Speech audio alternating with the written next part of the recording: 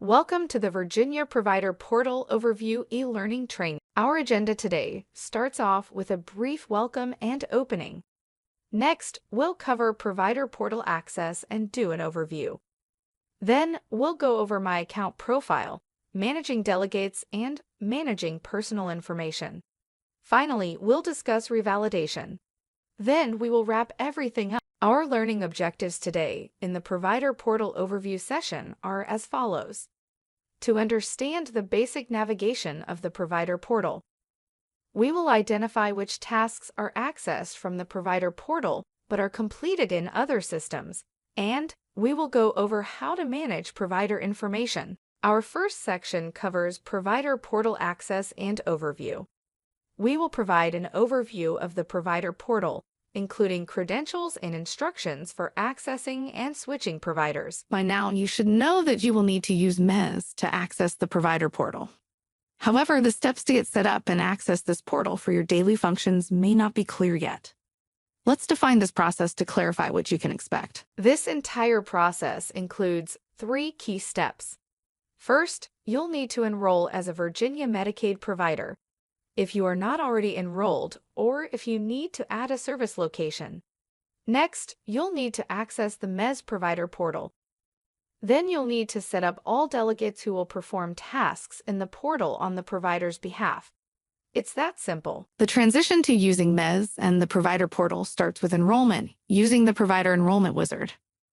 The Provider Enrollment Wizard is a dynamic, user-friendly electronic form that you will use to submit your provider enrollment application if you're not already enrolled in the Virginia Medicaid Fee-for-Service Program, MCO program, or if you need to add a service location, your first step must be enrollment. Otherwise, you will not be able to gain access to the Provider Portal.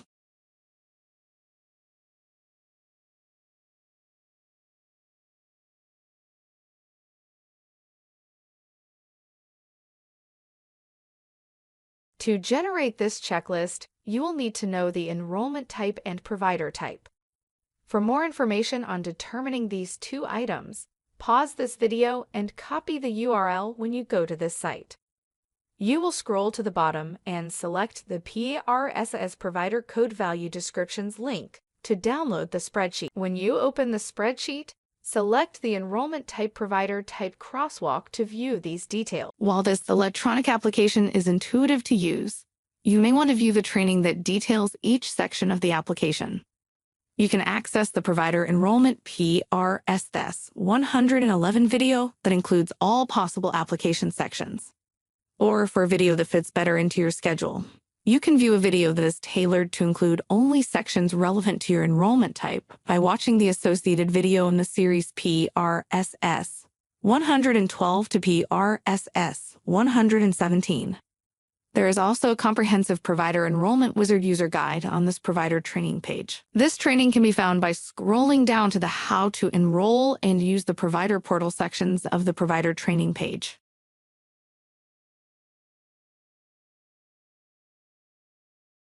After your application is approved, you'll receive 2 emails with credentials to log into MES, so you can access the Provider Portal. In the Provider Portal, you should verify your provider and profile information. This was the information you included in the application. For this training topic, you can access PRSS 120 video that includes detailed navigation demonstrations. Or you can view a shorter video version that addresses only key navigation by watching PRSS 121. There is also a comprehensive Provider Portal user guide on this provider training page. This training can be found by scrolling down to the How to Enroll and Use the Provider Portal sections of the provider training page. After you gain access to the Provider Portal, if you want to assign delegates to perform tasks in the portal on the provider's behalf, you will need to set up delegate access. When you set up a delegate, that user will need to complete their MES registration to obtain unique credentials before they can start using the system. Each provider and delegate should have their own MES login credentials. For this training topic, you can access the PRSS 118 video that includes how to set up and manage delegates, their roles, and their permissions. For your convenience, there is a video recording of this session on the provider training page. You can also find step details for managing delegates in the Provider Portal user guide. This training can be found by scrolling down to the How to Enroll and Use the Provider Portal sections of the Provider Training page. Before we end this section, we want to mention a few more training courses that might benefit you. MES 103 is a video that provides you with a detailed view of the process for logging into MES and navigating to the Provider Portal. It also includes a quick reference guide that you can save or print. MES 105 is a reference document that explains how to access additional MES modules such as Care Management Services or CRMS. On the Provider Training page, there is a link to the CRMS training page where you can find additional self-paced interactive courses that walk you step by step through the screening and assessment processes in the CRMS module. We hope this brief introduction has provided you the tools to find additional training information prior to proceeding to more detailed MES Provider Portal overview. The Provider Portal is a self-service tool that provides healthcare-related information to providers and users authorized by providers. Within this portal, a provider can communicate with PRSS clerks, as well as access claim information, check member eligibility, or update their provider information. Provider Portal Maintenance is a self-service module within the Provider Portal. It is used to view and maintain provider information such as addresses, associations, billing information, and delegate access. A primary account holder PAH is a user assigned to a tax entity level. Every enrolling provider, whether using a tax identification number, tax ID, or Social Security number, SSN, will have a unique PAH assigned to their tax entity organization. Each tax entity will have only one PAH. For added security, the PAH user ID can be established using a unique email address that is not currently used as a PAH or delegate user. If an individual within a group is the only provider using their individual SSN, they will be their own PAH. They will use their unique email address to log into MES and access their information. If you are a large organization that has multiple enrollment and provider types under the same tax ID, please keep in mind that there will only be one PAH for your organization. The PAH will have access to all information across your organization and can delegate roles to all entity provider information or roles and functions as needed. If you are a current provider, you will already have access to the Provider Portal in PRSS using the MES credentials you received via email. For more information on managing delegates, access the PRSS 118 Introduction to Provider and MCO Delegate Management Training session. If you are a newly enrolled provider, you will receive MES credentials via email after your Virginia Medicaid enrollment is approved. Credentials are delivered in two distinct registration emails.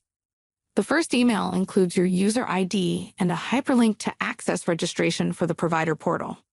The second email will include your temporary password. If you have multiple service locations, you will only receive email credentials for the first service location because registration is only completed once. Now, let's see what the Provider Portal looks like. You will always start at the Secure MES login page, and you can find a hyperlink to this page from your first email. Once on the MES login page, you'll enter your MES credentials. If you are a current user, you will log into MES with your current credentials and click Sign In. If you are a new user, you'll enter the emailed user ID and temporary password and click Sign In. If this is the first time you are logging into the portal, it will ask you to change your temporary password. So you'll enter your temporary password as your current password, then create a new password and confirm it, and then you'll click Set Password. The system will then ask you how you would like to receive your authentication code. Select email or text and select Request Code. Enter the authentication code you received and click Submit Code. A license agreement will appear for you to complete. Click on the Accept Terms button and click Submit. On the MES landing page, you'll scroll to the bottom, where you will see the Provider Management tile. You'll click the arrow to show the PRSS link. Click the PRSS link to land on the home page. When you click the link, it will take you to the Provider Portal. When a delegate logs in and works on behalf of more than one provider, the Switch Provider window appears. This allows the delegate to switch between providers, so we will go ahead and pick our provider and click Submit. Now, if you are assigned to more than one service location for the provider, a window with the service locations appears. Otherwise, you will be taken directly to the home page. Let's select a location to continue. Now, let's say you finish working for this provider and you want to switch to perform some tasks on behalf of another provider. You can do that by clicking the Switch Provider link in the top right area of the bar. If you are a delegate, it will say Go to Switch Provider. If you are a delegate who is assigned as the authorized administrator, this will say Go to Switch Associated Provider. So we will go ahead and select that.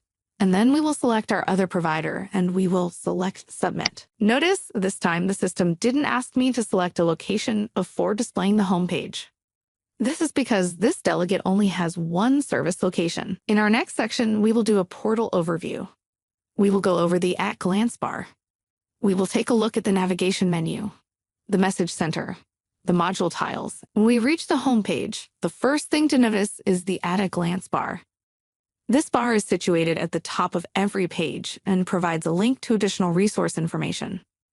Focusing on the right side of the at-a-glance bar, the first shortcut we see is the Messages tab, which displays broadcast messages related to system outages, system upgrades, new features, and important information messages. Broadcast messages display when you log in and are organized by the highest priority, then sorted by the effective date with the most recent date first, and then alphabetically by message text. Any messages that need to be acknowledged are considered the highest priority and thus displayed at the top of current messages. Select the red checkbox to acknowledge. Next to the Messages tab, we have our Contact Us tab, which displays contact information for the provider to contact support via email, phone, and mail. Beside that is the FAQ, or Frequently Asked Questions tab, which displays questions and answers related to commonly asked questions about information within the portal. Next to that, we have our Portal Help, which enables us to view helpful topics about portal functionality and the kind of information available. Help will appear in a new window. Located under this bar and tabs is the navigation menu. This menu will only show features that you are authorized to access. The menu provides links to redirect you to the familiar eligibility claims, LTC payment history, and service authorization systems. Over here on the left, we have our Message Center. The Message Center feature allows you to send, receive, and track secure messages to and from PRSS enrollment and management clerks.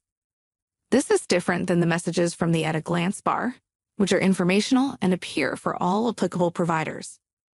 The Message Center tile displays the message count and links to view and send messages. If we were going to enter our inbox, we would click the View Messages Now hyperlink, and our inbox window would appear. We would select Create New to create a new message, and the Create Secure Message window appears. Note that if we had selected a provider with a single service location, the provider location here would be the provider we selected in the Switch Provider selection process. The secure messages here are between provider enrollment and the provider, so if you have more than one service location, you would select the applicable location from the drop-down field arrow to view location-specific messages. The contact information is linked to your My Account profile and cannot be changed. Category and subject are required and direct your message to the appropriate PRSS enrollment and management clerk. When a category is selected, the reason code drop-down appears. Any field with a blue asterisk in the left-hand corner is a required field. Once we have all our information entered, we will go ahead and click Submit. The confirmation message appears. To view the message that we just created, we would click the Sent tab, and our message is right here in our Sent box. To go back to the home page, we would click Back to Messages in the upper right corner and then click Return to Home Page. We could have also clicked the Provider Portal up here in the left-hand corner, and that will take us to our home page at any point. Let's draw our attention to the center of the page and the module tiles located here. These are quick access features related to features on the navigation menu and are available on the Provider Portal secure homepage. Only modules that you are authorized to access will display. The tiles will redirect you to an external resource, which appears in a new window. Over here on the right-hand side, we have our Helpful Links section that includes quick access to supporting resources. The last item to point out is the logout function in the top right of the at-a-glance bar and remind you to log out when you have completed your tasks to maintain the highest level of security. The next section we're going to take a look at is the My Account Profile section. Within the portal, you can view and maintain your provider information, as well as additional management activities like managing delegates and accessing revalidation. From the navigation menu, we will go to the Maintenance tab and then down to Portal Profile Maintenance. The My Account Profile window will appear with your profile information. If we need to edit or update the information, we can simply click on the Edit button, located in the bottom right corner. Once clicked, it will open up the fields, allowing us to make the necessary changes. After making the necessary changes, the Edit button will transform into a Save option. You can then click on Save to save the changes. Now, if you have delegates, you can manage their access from the portal also.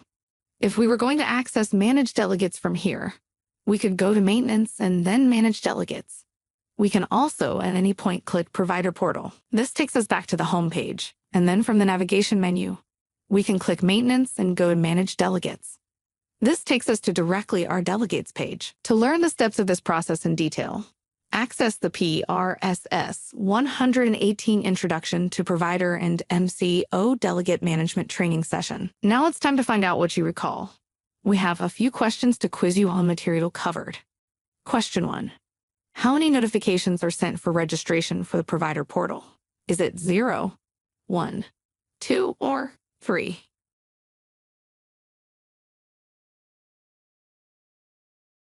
The correct answer is 2.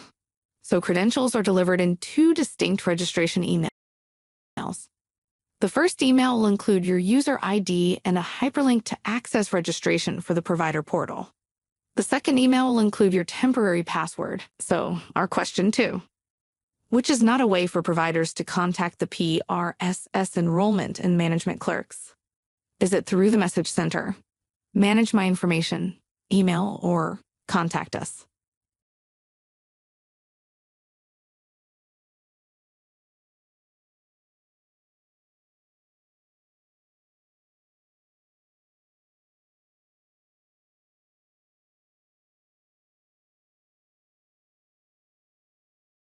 The correct answer is through Manage My Information. Our last question for this section is question 3. Copies of letters sent to providers can be accessed from the provider portal. Is this true or false?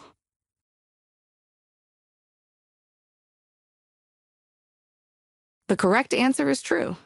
They are available in Resources and R2 and from PRSS Enrollment and Management Clerks. The next section we will go over is Manage My Information. We will go over access. We'll view some examples, and we'll go over updating. Providers can manage their information through the Manage My Information page. Delegates with appropriate security rights or an authorized administrator can update maintenance information on behalf of the provider.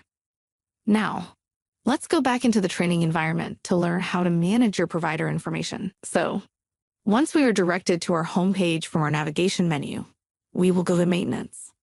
And then we will go to Manage My Information. The Manage My Information welcome window appears.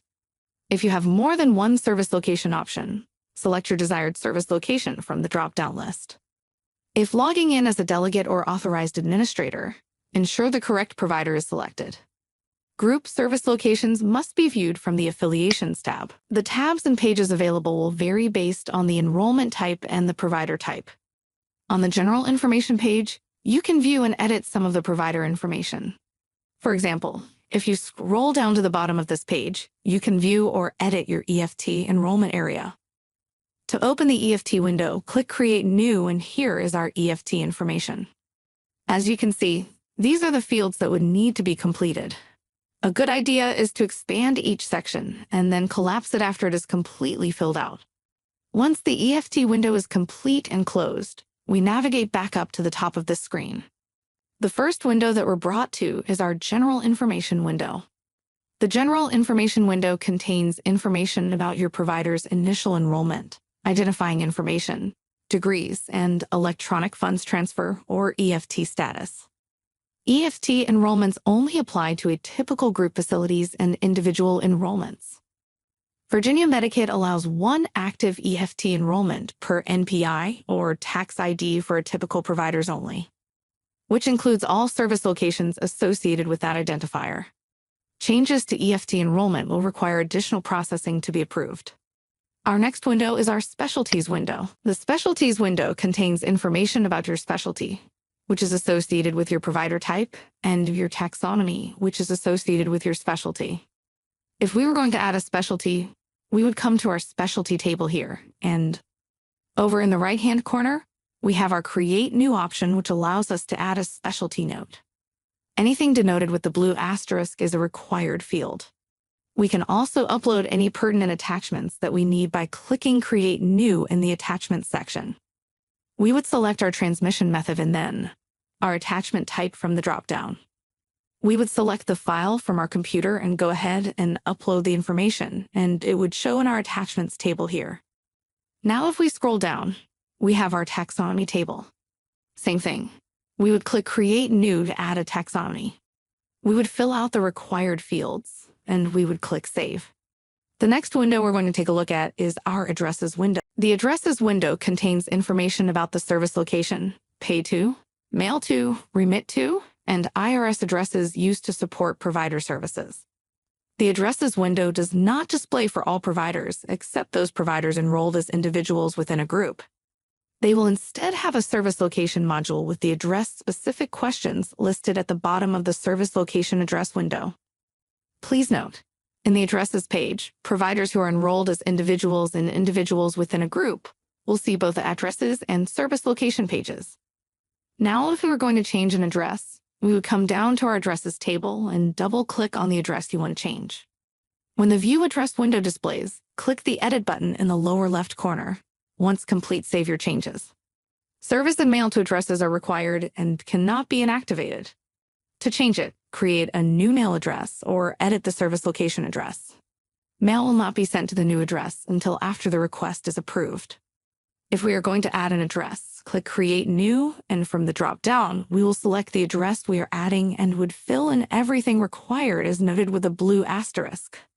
Likewise, if we needed to add a phone number, we would come down to our phone numbers table, and we would click Add a New Phone Number option here. The next window we would have would be our Service Location window if it applied. The Service Location window contains information such as whether new patients are accepted, any age restrictions, etc. Next, we will proceed to the Organization page. The Organization window contains information such as the organization type, business start date, tax, classification, etc.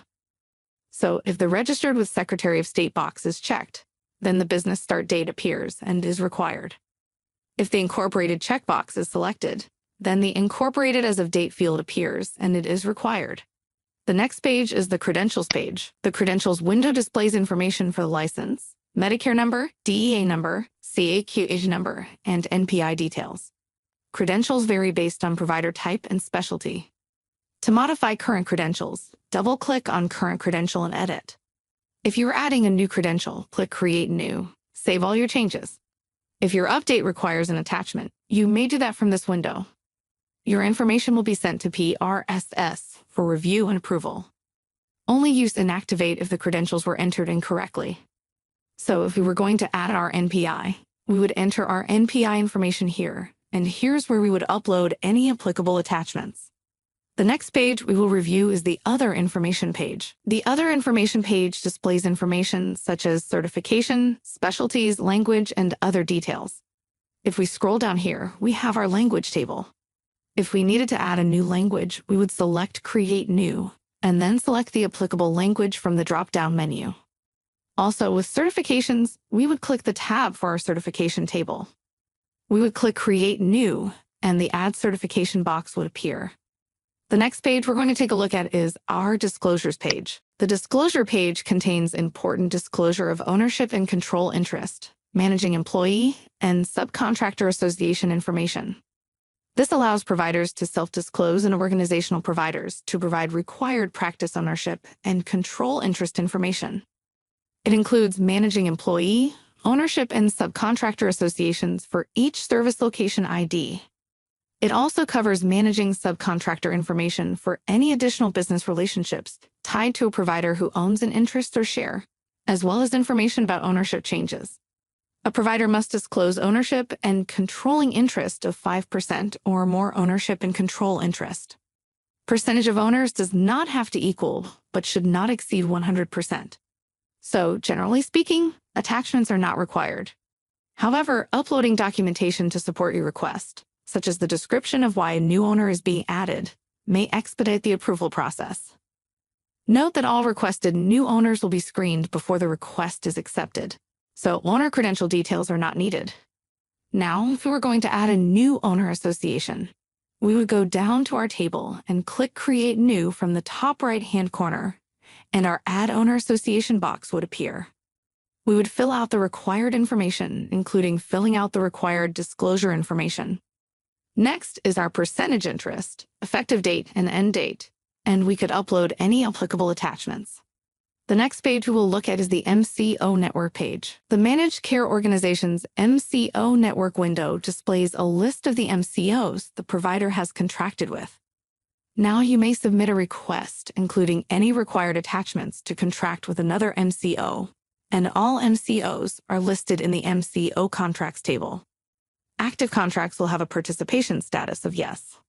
If we were wanting to create a new MCO contract request, you would click Create New up here in the top right-hand corner of the table, and here we have our provider type and our specialty. Now we have our list of available MCOs. We go ahead and select an MCO from this list and move it over to our selected MCOs table. We can select multiple MCOs by holding down the Control key and then moving them over with a single arrow. Or we can move all of the MCOs listed here by clicking this double arrow over into the selected table. Let's go ahead and select Next at this point, and our Add Managed Care Organizations window populates. Here we have our provider type and our specialty. We have disclosure forms. We have some additional information, and here we have our required attachments table in our attachments section. So adding attachments is going to look the same as adding attachments to our specialty section, except for this required attachments table. Once we complete and upload the required attachment type, the requirement met column will change to a yes. To do that, we would come down to our attachments table here, and we'd click Create New. We would select our transmission method, and then we would select our attachment type from the drop-down lists, and then click the Select File from your computer. Then upload the document and select Save. Once the attachment is uploaded here, that requirement will change to a yes, but in this demo, we are going to cancel. Your request and documentation will be sent to the individual MCO for review. Please contact the individual MCO for a status on these requests, and if additional documentation or information is needed. So here in our MCO consent, if you were to select the I agree checkbox and then submit by clicking the Submit button, this would create a participation request on the MCO portal. Again here, we will select Cancel for this demo, and we'll click Leave to move on to our next window. Next up, let's take a look at our request tracking window. You can view the request, the transaction ID, workflow comment, and status. The status here will be in process, approved, and/or rejected, and you can use the message center to inquire about your change request. You always want to include the transaction ID for the fastest response. Some changes are immediately reflected in the provider portal, while others will require approval. When changes require approval from the PRSS enrollment and management clerks before they are displayed in the provider portal, the message verifying approval will always include a transaction ID. Now there are a couple of more windows to cover that did not come up with this particular enrollment type. We will switch back to the slides to show you those in case you encounter them. First up is the affiliation window. The affiliation window contains a list of all the affiliations between individuals within a group provider and group providers, and between ordering and referring physicians, or ORP, and facility providers. Here, individuals within a group provider can search and view group providers. Group providers will search and view individuals within group providers. ORP providers will search and view facility providers, and facility providers will search and view ORP providers. The affiliation window does not display for typical providers or providers, only enrolled as individuals. Group and facility providers will find their own service location information in the addresses window. If you needed to add an affiliated provider, you come down here to the affiliations table and click Create New. located in the top right-hand corner of the affiliations table, and the Add Affiliated Provider screen appears. Here you can search by Service Location ID or NPI. We're going to go ahead and search by NPI, entering the number in the open text field, then click the magnifying glass. Our search screen appears with our search criteria and then our additional search criteria populated. So we're going to go ahead and select a service location link of the first provider listed here, and we get our confirmation message at the top of the screen. We would complete the effective date and then confirm the end date and go ahead and click Save. Then our affiliation has been added, and we are back at the affiliation window. To add an authorized administrator, you would select the magnifying glass to look up your affiliated providers, and then select the provider you wish to manage your account. Now, this feature will only display for individuals within a group of providers. Next, we have our provider type window. This window displays additional provider type-specific information. For example, if you bill for laboratory services, you would update your Clinical Laboratories Improvement Act or CLIO information other accreditations specific to your provider type. We would go ahead and navigate down to the table. We would select Create New, and the Add CLIA number window will appear. Here we would enter in our required information and then upload any applicable attachments.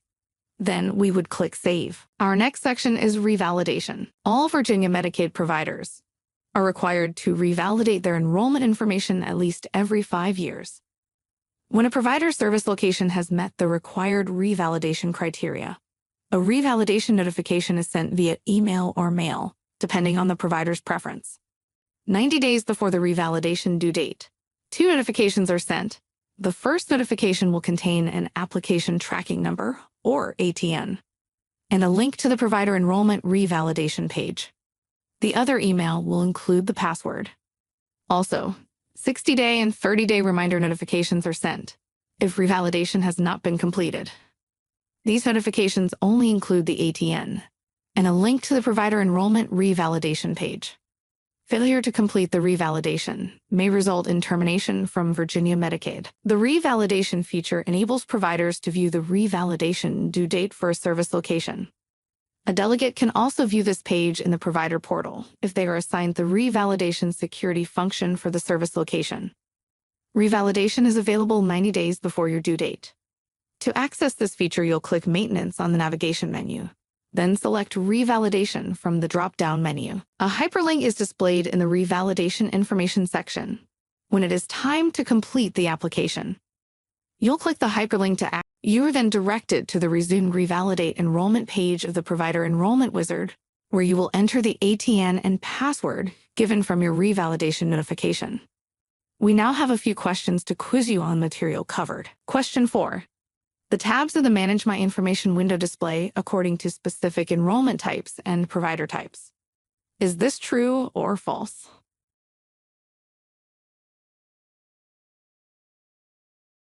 The correct answer is true. Question 5. An authorized administrator is a group that manages the service locations associated with the individual within a group or IG. Is this true or false?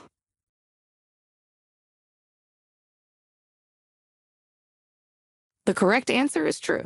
Question 6. The only way to submit a new participation request to an MCO is by submitting the new enrollment application. Is this true or false?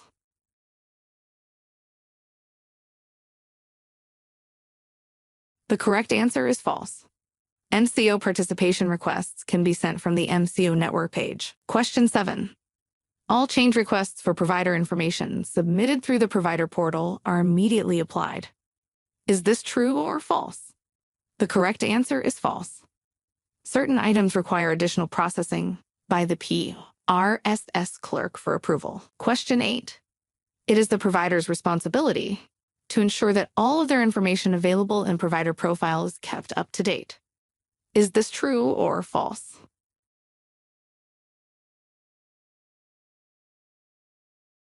The correct answer is true. Question 9. A provider can revalidate up to how many days before the provider's revalidation due date?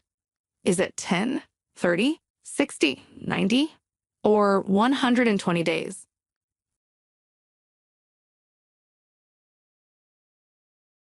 The correct answer is 90. Notifications are sent at 30, 60, and 90 days. Question 10. Where can a delegate locate his or her relationship code, which is used to assign the delegate to additional providers? Is it under Portal Profile Maintenance, Manage My Information, Manage Delegates, or Resources?